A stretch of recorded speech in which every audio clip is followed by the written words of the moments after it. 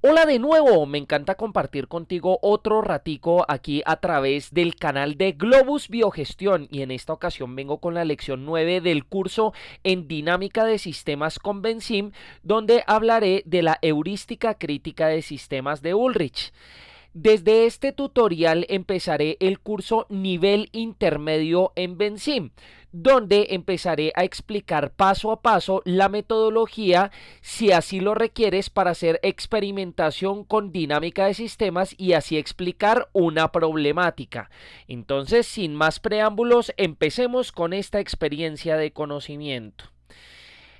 Lo primero que hay que entender para la metodología de dinámica de sistemas para explicar una problemática es el poder diferenciar entre un sistema, un modelo y una simulación. Resulta que el sistema es el fenómeno real que se va a observar o con el cual se va a experimentar.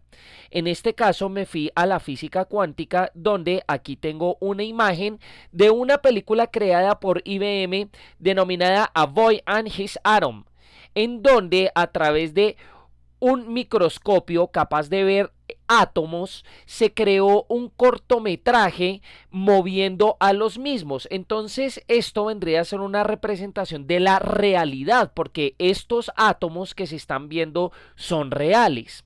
No puedo poner la película porque YouTube pues entonces me reclamaría derechos de copyright, pero entonces te recomiendo mucho que la veas precisamente a través de esta plataforma. Entonces vamos a decir que el sistema es esas interacciones complejas que hay en la vida real y que generan un fenómeno objeto de investigación.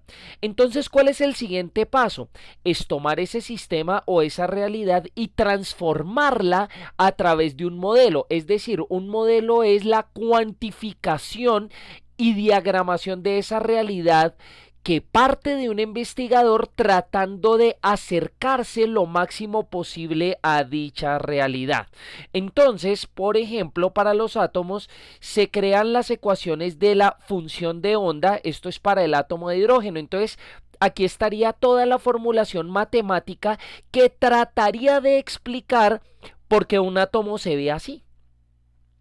Asimismo, entonces esto genera los diversos modelos atómicos que van desde el de Dalton de 1808 hasta el de Schrödinger de 1924.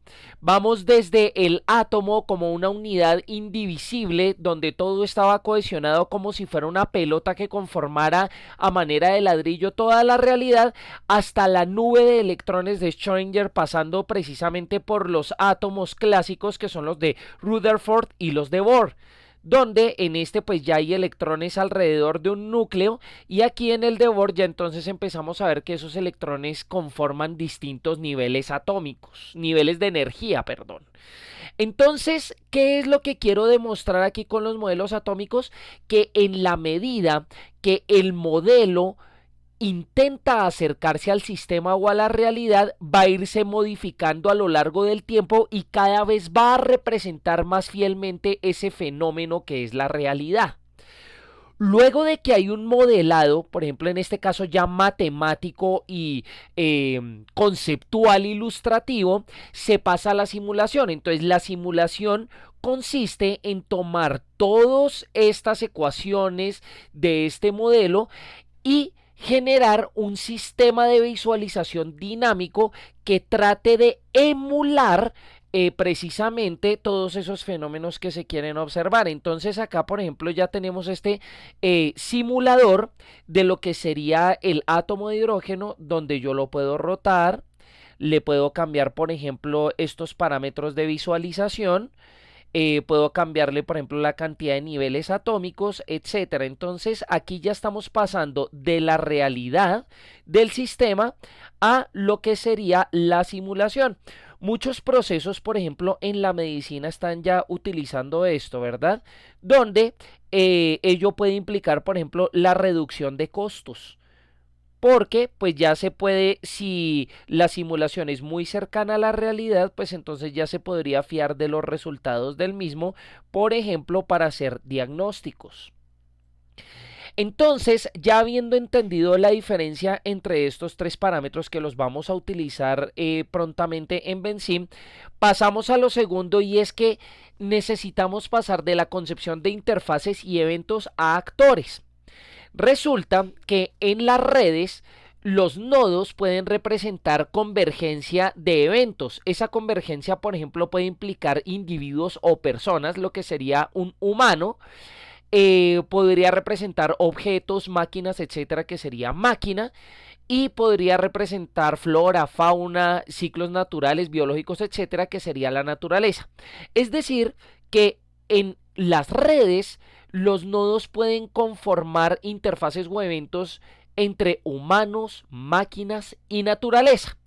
Pero resulta que detrás de esos nodos hay unos actores que están impulsando que eso suceda. Entonces, ahí, en esos actores implícitos, vamos a hablar de los procesos de traducción. ¿Qué son los procesos de traducción? Dentro de lo que es la teoría general de sistemas y de redes, decimos que el proceso de autoorganización es cuando un individuo que está suelto automáticamente se empieza a sincronizar con otros individuos para generar un patrón como colectivo. En ese caso, te muestro aquí este GIF animado donde hay unas luciérnagas, dado que ejemplifica lo que te estoy diciendo. Supón que va una luciérnaga por el bosque y va prendiendo y apagando su cola de manera individual. Pero cuando hay una nube de luciérnagas, ellas se empiezan a sincronizar.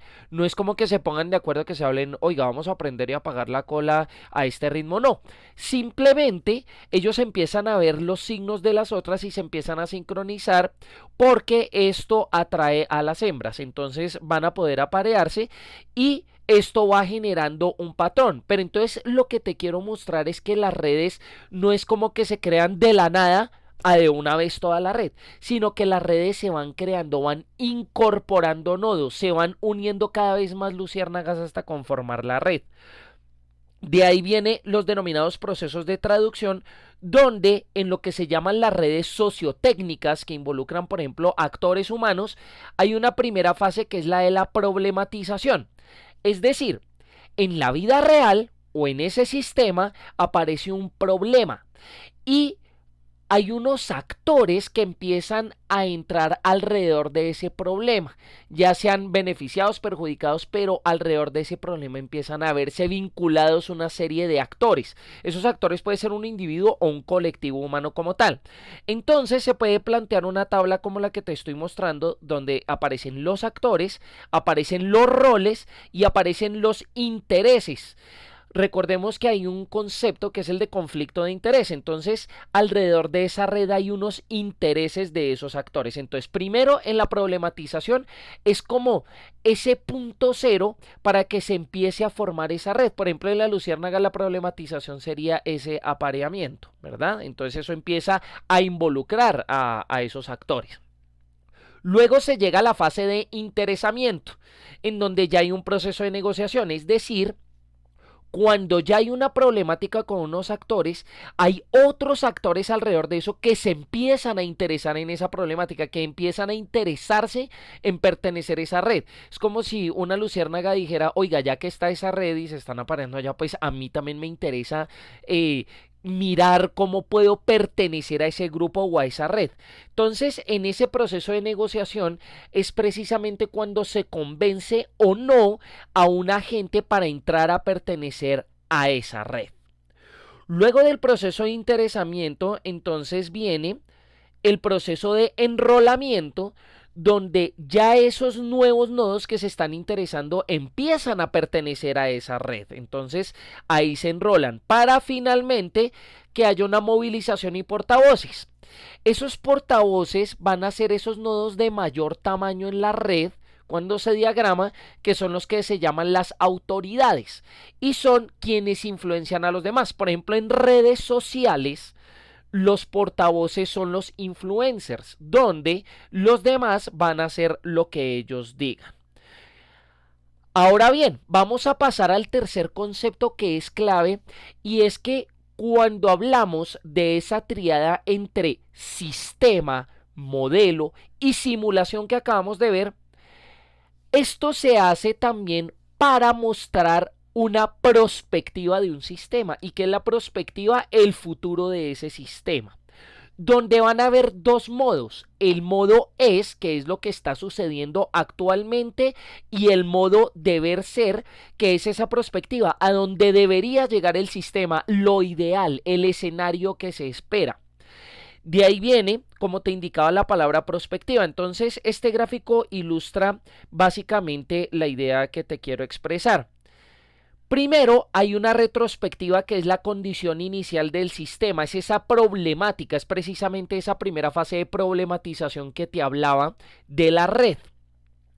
Hay una introspectiva que son los nuevos nodos o lo que entra a esa red, todo eso que va a ir incorporándose a lo largo del tiempo. Porque estamos hablando que estos son sistemas dinámicos que cambian con el tiempo. La extrospectiva son esos nodos o esas interacciones, interfaces que van saliendo cuando esa red se va puliendo a lo largo del tiempo. Y la prospectiva es la condición deseada del sistema. Entonces nosotros partimos del modo es o lo que está sucediendo como sistema en lo real, lo que demuestra la circunstancia actual, y hay un modo deber ser que es el que mediante estrategias para las cuales vamos a utilizar el BenSim vamos a alcanzar el estado ideal de ese sistema o lo que se acerca a lo ideal. Entonces, ¿para qué sirve? Ahora sí el núcleo central de este tutorial. ¿Para qué sirve la heurística crítica de sistemas de Ulrich? Sirve precisamente para hacer diagnóstico del modo es de la red actual y para plantear más adelante el modo deber ser. Por eso se llama crítica, porque vamos a criticar qué está funcionando y qué no está funcionando en el sistema actual y que vamos a incluir en el modelo, y se llama heurística porque es a nivel de opinión sobre esa red. No estamos cuantificando, sino es más bien cualitativo, por eso se dice que es heurística. Entonces, ahora sí, vamos al objeto central de este tutorial y lo vamos a ir explicando en BenSim. Entonces, primero, para lo que te expliqué la diferencia entre sistema, modelo y simulación, pues efectivamente BenSim hace eso. En este caso, que es el ejercicio o el problema que he venido trayendo a lo largo de los tutoriales, tenemos un sistema que vendría a ser lo real, que en este caso es el nivel de productividad en los trabajadores, que puede incrementarse o decrecer acorde a distintos factores y que va a afectar el desempeño y la competitividad de la empresa. Entonces el sistema a lo real es la observación, es ir a esa empresa y ver qué está sucediendo con esos trabajadores.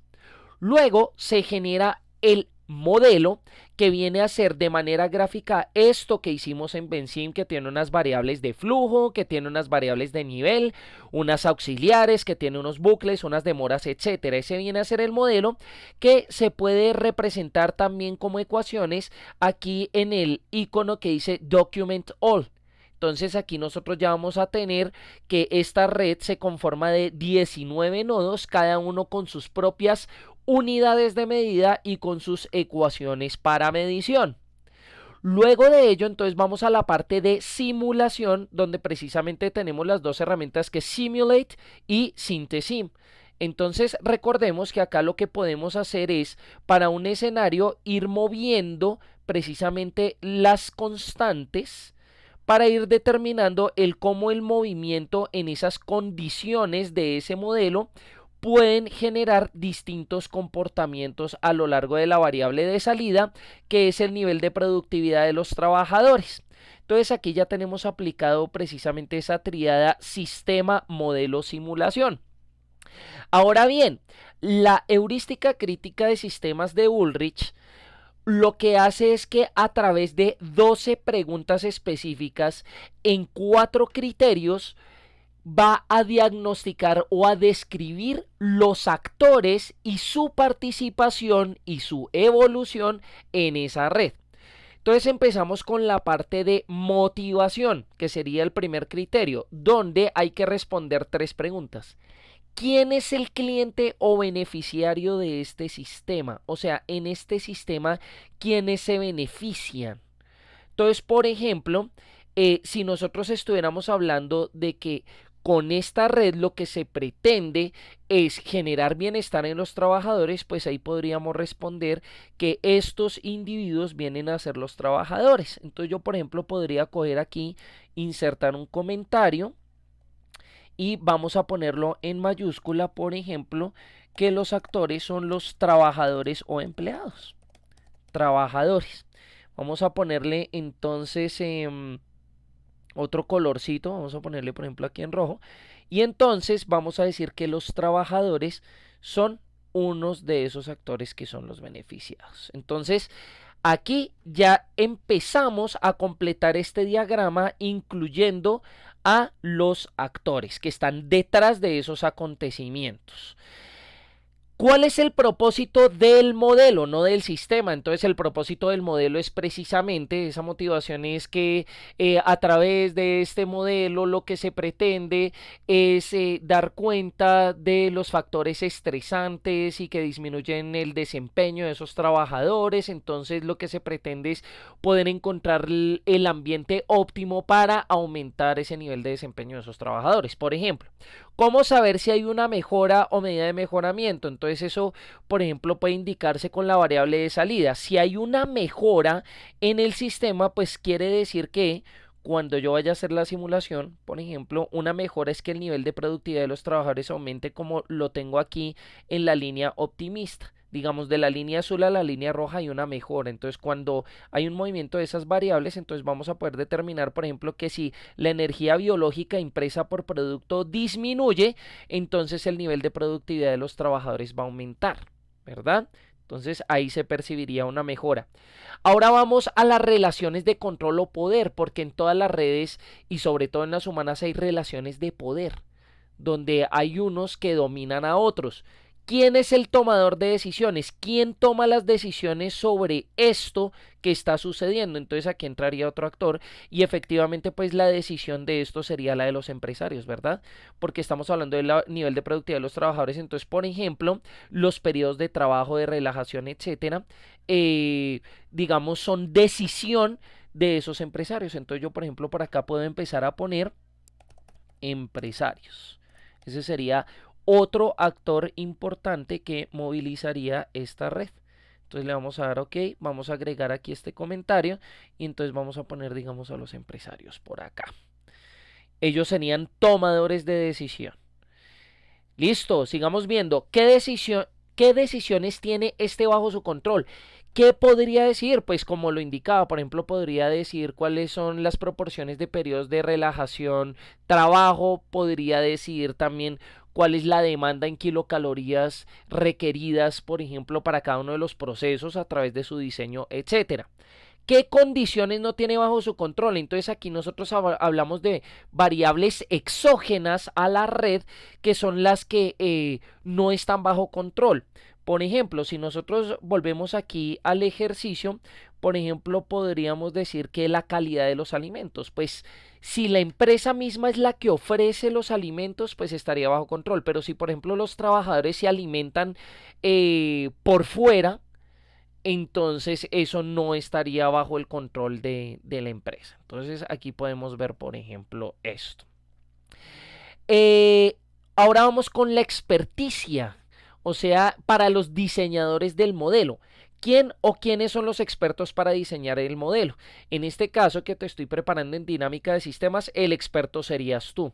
¿Qué conocimiento se asume como relevante para la situación? Entonces, ¿qué conocimientos son relevantes acá? Por ejemplo, aquí son conocimientos relevantes los de biogestión, los de gestión organizacional, los de diseños de procesos, etcétera. ¿Qué garantiza que las recomendaciones de los expertos se puedan implementar? Acá es importante contar con información relevante, verificable, que sea de fuentes con credibilidad, etcétera, para que las recomendaciones que vayan saliendo cuando más adelante te empiece a dar las estrategias para mejorar esta red, digamos, sean factibles, sean viables y que todo esto pues pueda llevarse a cabo, digamos, todas estas estrategias. Finalmente, la legitimidad o digamos la realidad en esos resultados. ¿Quién vigila los intereses de los afectados? Por ejemplo, los afectados aquí decíamos que eran los trabajadores. ¿Quién podría vigilar esos intereses? Entonces, acá, por ejemplo, podríamos poner otro actor que, por ejemplo, sea el Ministerio de Trabajo, digamos, en el caso de mi país. O cualquier otro ente regulador, por ejemplo, que pudiera velar por los derechos de esos trabajadores, por ejemplo. Entonces acá ya estamos poniendo en rojo como comentarios esos actores alrededor de esa red. ¿Qué oportunidades tienen los afectados de defender sus intereses? Entonces aquí miraríamos mecanismos para poder llegar al deber ser, pero que sea por parte de esos interesados o esos afectados. ¿Qué cosmovisión determina el diseño? La cosmovisión es el universo que está determinando este diseño, que vendría a representar el alcance. Por ejemplo, aquí la cosmovisión sería a nivel organizacional, ese sería el límite externo de ese universo, la frontera, y un límite interno que vendría a ser todas las relaciones que acontecen dentro de esas organizaciones. Con esto doy por terminado este tutorial, espero te haya quedado supremamente claro este tema. Si es de tu interés puedes comentarme a través de la caja de comentarios, o si estás haciendo el curso a través de las aulas virtuales de Globus Biogestión, puedes usar todos los mecanismos definidos para tal fin. Nos veremos en una próxima ocasión y recuerda que Globus Biogestión son soluciones prácticas a problemas complejos.